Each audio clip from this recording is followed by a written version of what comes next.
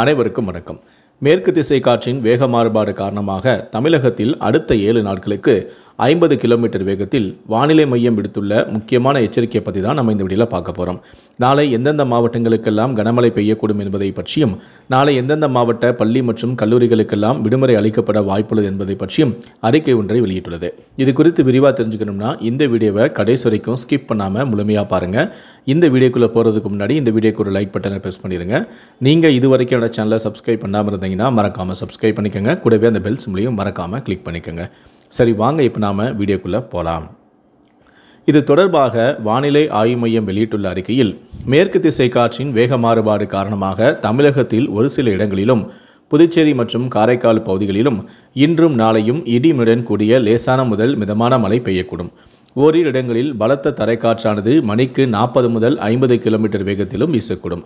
தமிழகத்தில் ஓரிரு இடங்களிலும் புதுச்சேரி மற்றும் காரைக்கால் பகுதிகளிலும் வரும் 30ஆம் தேதி முதல் ஆகஸ்ட் 3ஆம் தேதி வரை லேசான முதல் மிதமான மழை பெய்யக்கூடும்.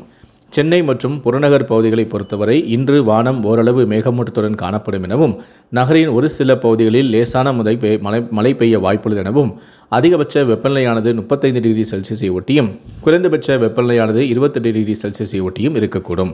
மீனவர்களுக்கான எச்சரிக்கை.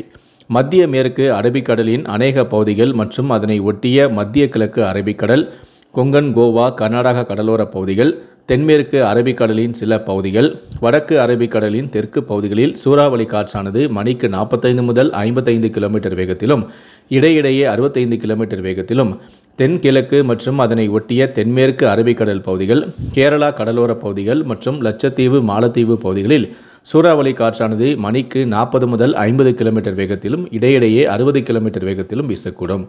மேலும் தென் தமிழக கடலோர பகுதிகள், மன்னார் வளைகுடா மற்றும் குமரிக்கடல் பகுதிகள், வடக்கு ஆந்திரா கடலோர பகுதிகள், மத்திய மேற்கு மற்றும் அதனை ஒட்டிய வடக்கு வங்கக்கடல் பகுதிகளில் சூறாவளி காற்றானது மணிக்கு 40 முதல் 50 கிலோமீட்டர் வேகத்திலும் இடையிடையே 60 கிலோமீட்டர் வேகத்திலும் வீசக்கூடும்.